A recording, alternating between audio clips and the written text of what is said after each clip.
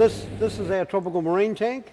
They get shipped all around the world. They go through a lot of a stressful process to come from the tropics to America or to a catching facility. They're then brought into New Zealand, spend 3 weeks in tanks there, then go into the pet shop, and in the process quite a few of them can die. If you're not doing your job properly, you can actually lose a lot of fish in your whole tank and thousands of dollars worth of livestock, because some of these things are very expensive. Whereas if you can learn on the local marine stuff and get your job done right with that first, then you can go into the tropical side of things. The local marines don't require as much attention to detail as what these do, because when you're doing corals, you need to look at levels in your water of your different chemicals, the calcium, magnesium. The water has to be perfect to be able to grow the hard corals, so you've got to have low phosphates and all the bits and pieces. But yeah, we just don't have, we do have some, but we don't have the selection of vibrant and beautiful fish that you can do from the islands. But in New Zealand we do have our own dead man's fingers, which are one of our types of sponges. We have a coral, jewel anemones, so there are bits and pieces, but you get a lot more variety of the cleanup crew, your crabs, your crayfish and bits and pieces with your local marine that you just can't get available in this country because of our import restrictions and everything for the tropical marine tanks. Now this tank might not look it, but it's actually 1 metre wide, and this tank is 800 litres, just like the big one was before. We have no substrate in this tank, just a little bit, and this substrate here is actually produced by that big urchin that's in the middle. He chews through the coralline and deposits little bits of calcium on the floor in here. I don't run substrate because in this tank you're not able to buy the cleanup crew, and very few of our local stuff will actually live in the warmer water, and you're not able to buy that cleanup crew that keep the sand clean and move it around and filter it.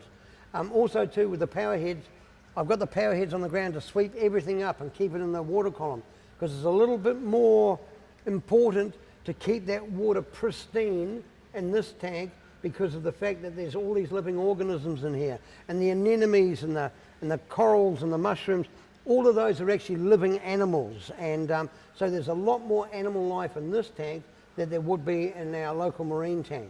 In here we have a 12,000 litre per hour pump running on the floor as well, because we've got massive turnover.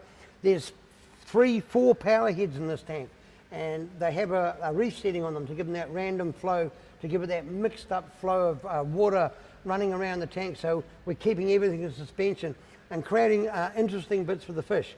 Fish tend to get a bit bored when you put them in a little tank, so you've got to keep things in there interesting for them, and the little hidey holes in the nooks and crannies.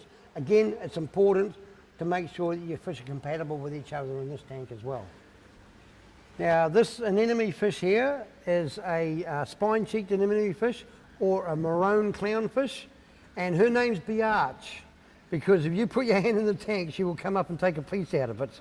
And I've had her for 17 years, and her little man is a little wee fish. You might be able to see him poke his head out every now and again, and he lives up the background. Now anemone fish are able to go into the anemones, and they're able to live in coexistence with them. And what they'll do is they'll get food and they'll take it back to the anemone. Feeding time? Feeding time at the zoo. The anemone's just taken a piece back to the anemone fish, has taken a piece back and stuck it in the anemone. There we are, she's dropped it off now. And she'll what, eat that later? No, they fed the anemone. And she'll have some for herself. So why is the fish feeding the There she goes again, and she spit it into the anemone, because that's its host, so it's looking after its host. It's making sure that its host's getting fed as well. It's quite a symbiotic relationship that they have going on. It's, yeah, nature is a wonderful thing.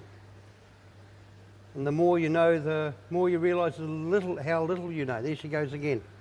Just done it again.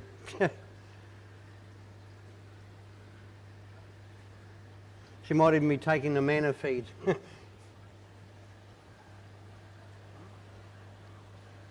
Now the anemone itself actually lives on the light that's provided by the metal halides and the LEDs in this tank. And all the colour from the anemone comes from what they call zooanthellae, and they're little organisms that live inside the anemone, and what they do is they absorb light and then their toxins or the waste that they put out actually keeps the anemone alive and feeds. So that anemone, that type of anemone doesn't actually have to feed on anything. Some of the other things in here we have a sailfin tang, sorry, not a sailfin tang, it's a little stripy one in the middle there.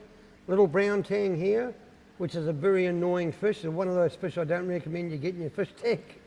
The big yellow fella with the black face on him, he's a fox face and he's a herbivore, and he'll keep all the algae and bits and pieces of nuisance stuff in the tank down.